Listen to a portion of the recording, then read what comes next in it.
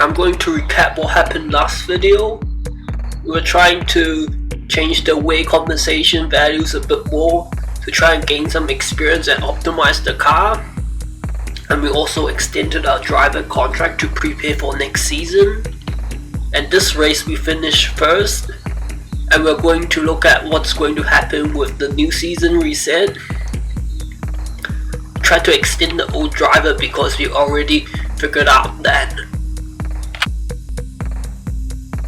the driver was already had one of the best stats, and it doesn't seem likely that they'll be any better. This race we started with a reasonable starting position, and our current pace seems okay.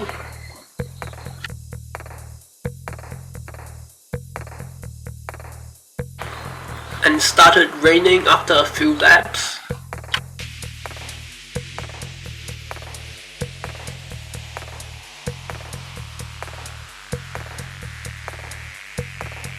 And we can see after the pit stop we overtook quite a few people, and Marek was in first position.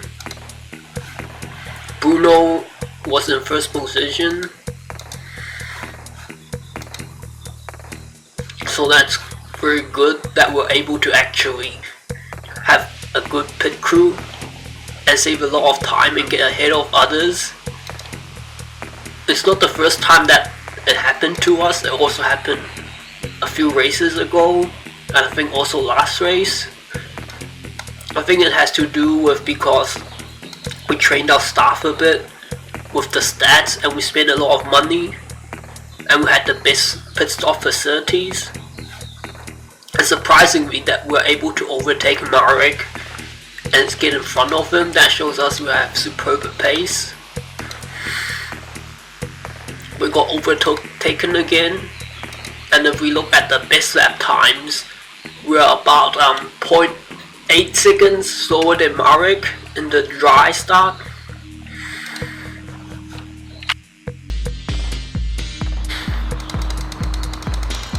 And we can see for many laps we are very close to Marek until Marek got a problem with the car. Something broke because he's trying to save money.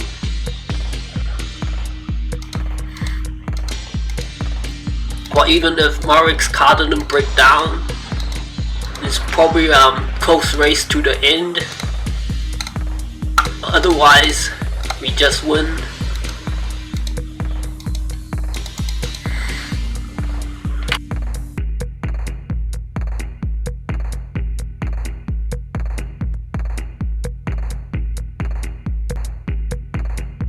While Marek set his best lap in the first dry stint, some others has set the best in the final stint, and we can see our pace is potentially 1.5 seconds slower than others, but they somehow don't have the right configuration or something.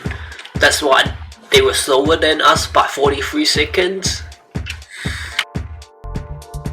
If we look at the best of everyone, we ranked top 99, and we're only 1 minute 50 seconds slower than the best. I think that's phenomenal. And if we look at the lap times, like 5 or so positions above and below us, everyone was doing like, the worst is like 33 seconds, but most of them is like 32. So we're about 1 second slower in our best lap, but we're able to be at the same pace as them. That just shows that we have everything optimized and we're getting the best out of the driver and the car. When we look at the race summary, we can see this time my driver made 2 mistakes.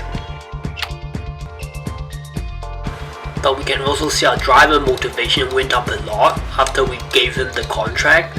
So I never was aware that the driver motivation will increase after you give him a contract extension. So after this race we are unable to keep him. So I made 2 offers looking for a new driver, and this is the one I chose because if we calculate the individual stats, this one is very good, but it's not much more and it's very expensive.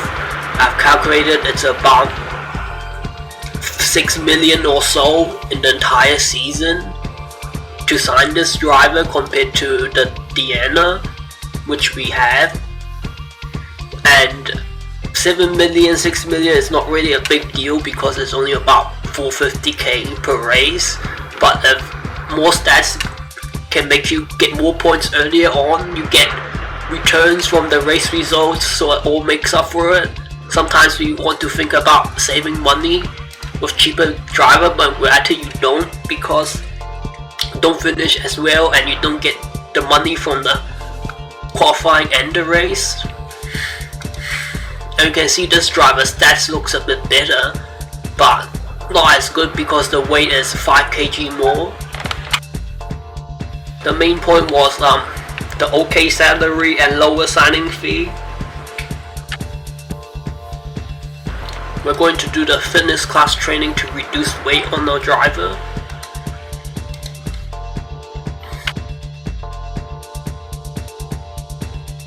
And we also gain a bit of stamina, so I think that's the fitness class training is probably overpowered, because you lose weight, you gain a lot of time, and then you also gain a bit of stamina, so a driver can push harder for longer.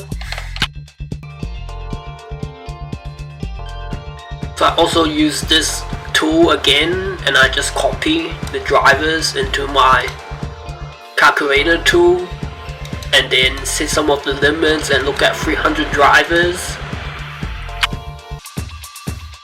So I actually changed the calculation variables a bit to let all of the other stats give a bit more points instead of only the important ones, because we couldn't really find the driver which is like good bargain with low salary, which we were able to find last season near the end. The only option was really just this Diana, and this one below her isn't really any good because 20 points equivalent of concentration less, and it's more expensive. And then a lot of the other ones are also more expensive, and this one like a huge gap, 40 points.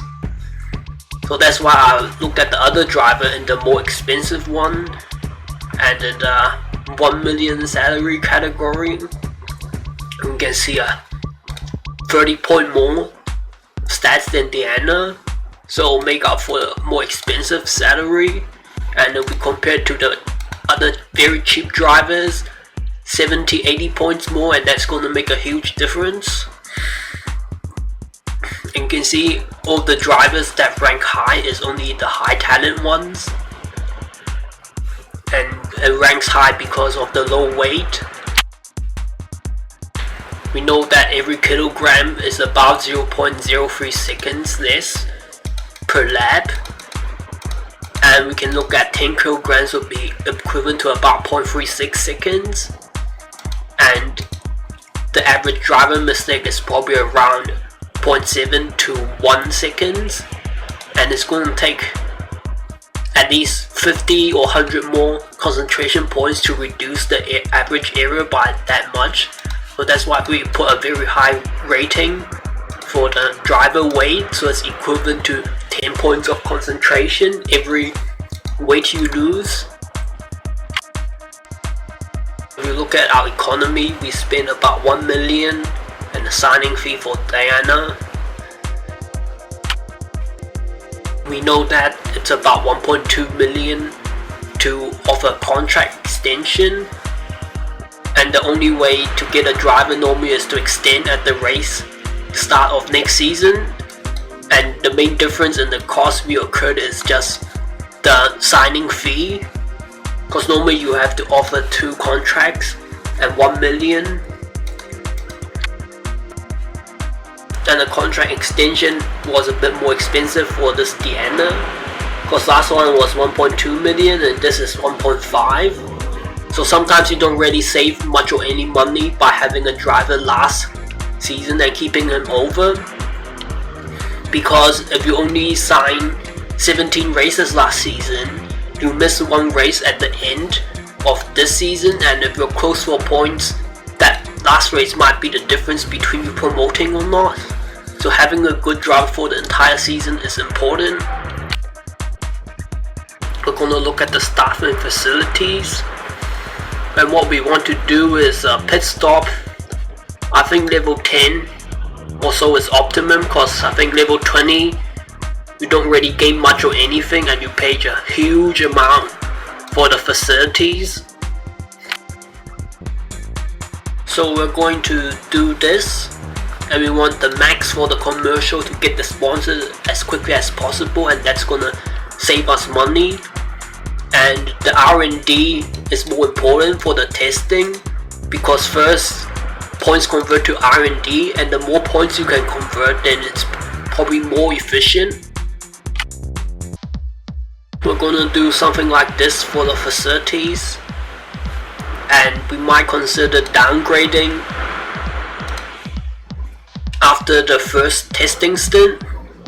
And this time our facilities is about 160,000 less compared to a lot of it near the max.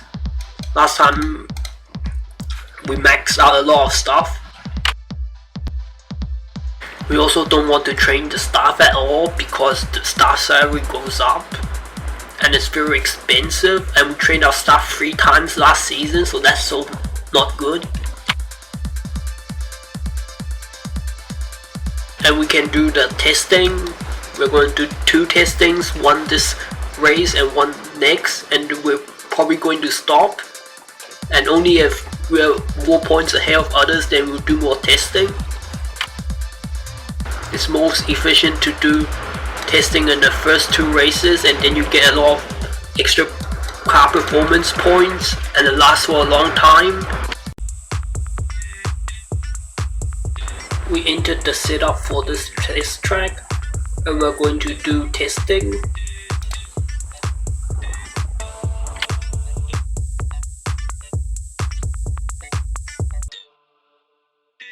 If we look at the tracks this season, we can see at the start of the mid-season it's mostly power and handling based, and it's mostly balance based near the end.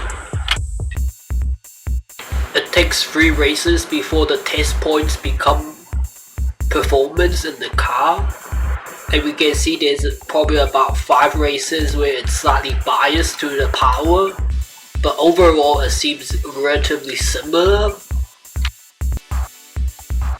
So we're going to do 1 out of the 4 stints to do slightly more handling, and then we'll just don't do everything low priority.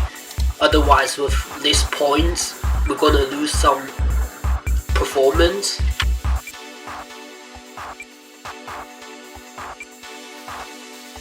Because if we do the second stint, another one which is not the balance and getting all of the points, then after the rounding we might lose we might lose 1 point in the lower points category, and then we're gonna lose a large proportion because our test car points are probably around 4 to 7. So if we did the testing to have a bit more power and handling, and after the rounding we might lose a bit of points, and the more points you're trying to get, the more difficult it will be to gain more. You can see 15 people done qualifying already in our group, but no one has done any sort of meaningful testing, only 67. So if they're doing testing to improve the car, should always do as much as you're allowed.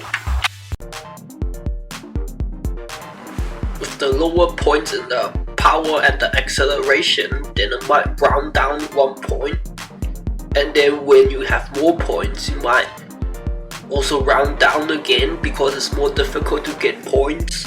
That's why the balanced distribution allows you to be efficient and gain the most points.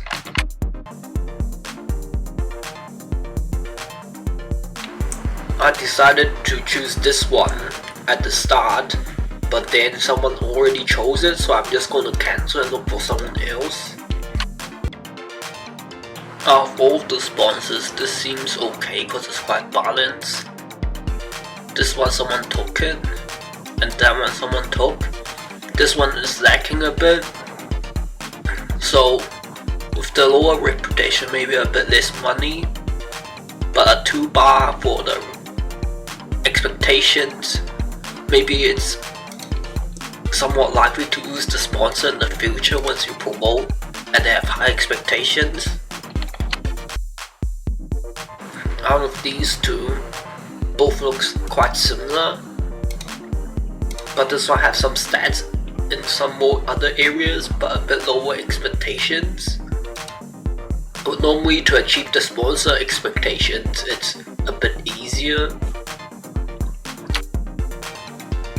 We're gonna leave the car as it is and not spend any money on upgrading the parts to save money and be more efficient. This race we're gonna do, when we look at the past result, we can see that it's optimum to be about 2 pit stops. And you can see the calculated track characteristic matches to be about the same.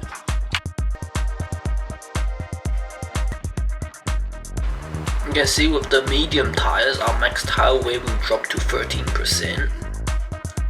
And in the past season, the other driver we used, our tire wear was about 10% more than our calculated tool.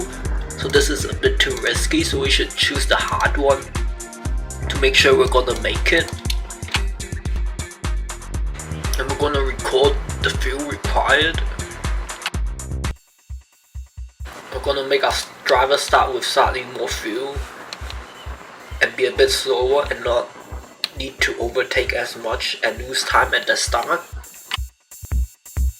We also updated the driver happy range for our setup calculation. We're going to find the setup.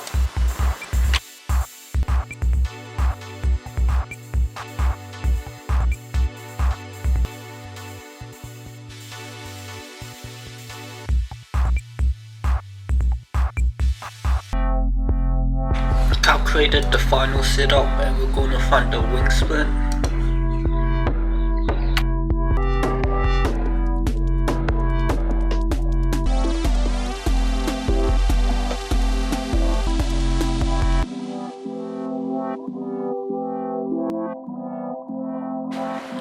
We tried adding -50 to the second wing split and we saw that the center was going to be the optimum, but then we looked at this time, we wanted to be sure, so we tried even more wing split, and then we tried a similar to the optimum and we minus by 15 points and has a good lap time, so we're just going to keep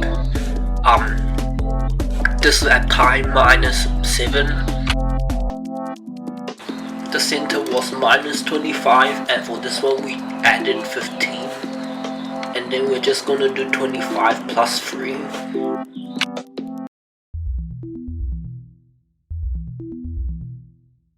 We're gonna do Q1. We're gonna see how the driver performs with push the car a little. Normally that's the optimum.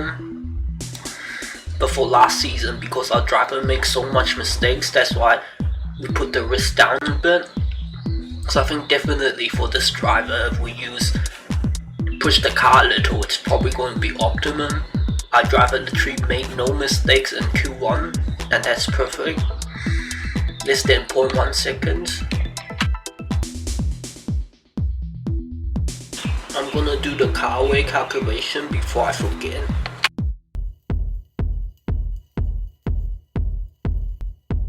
Gonna record it,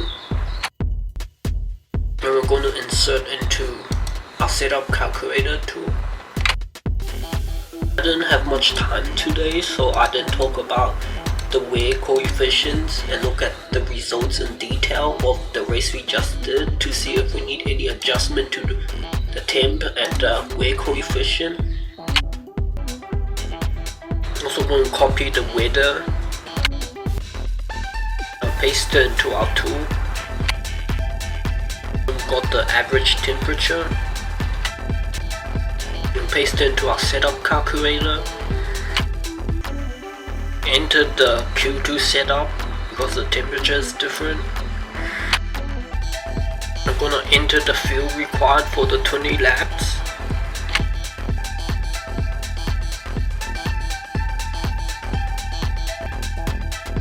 And we can see our qualifying time out of 2,000 people who've done it. Q1 and Q2 had similar time. So that means our driver is using the correct risk. If our driver made a bit more mistake in Q2, then we'll see this number drop even further to 1,000 or more. We're only 2.8 seconds slower than top 5 in Q1, so that's a good indicator that we'll potentially do very good in this race. If we look at our teammate, I think one of them had maxed out his car already, but the qualifying time not much better than ours. So I think we're doing good here. Entered the field to do 19, 20 and 18 laps.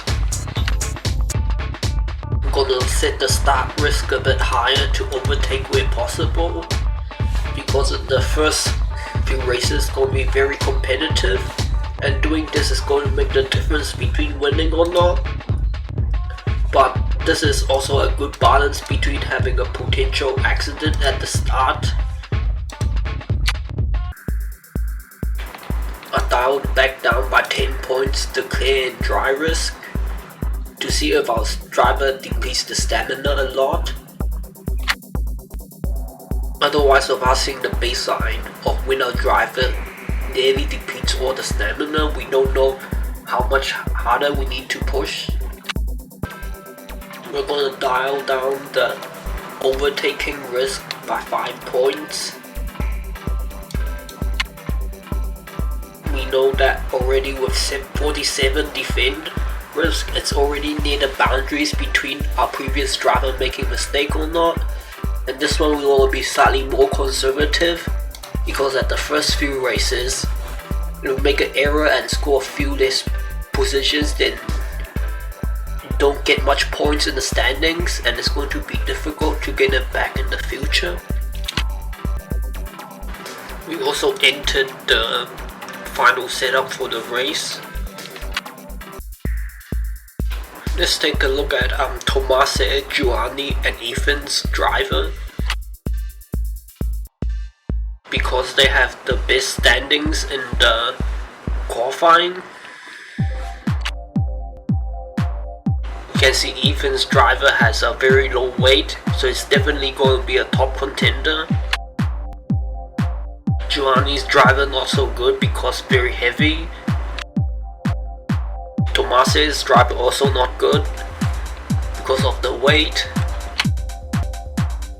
And if we look at the staff overall, quite a few people upgrade to 14 and 15, and that's just putting money down the drain, because we already know from last season won't get much money to do much testing sessions if the people are competitive. And we know what we're doing right now with our staff overall is optimum. When we have a look at the car level, we did no upgrades and we're top 12. So it's safe to say less than 8 people have upgraded the car. And if you look at the qualifying times, I don't think much of the top contenders has done the full 100 testing laps required to gain the car performance points, and it will last throughout the season and be very effective.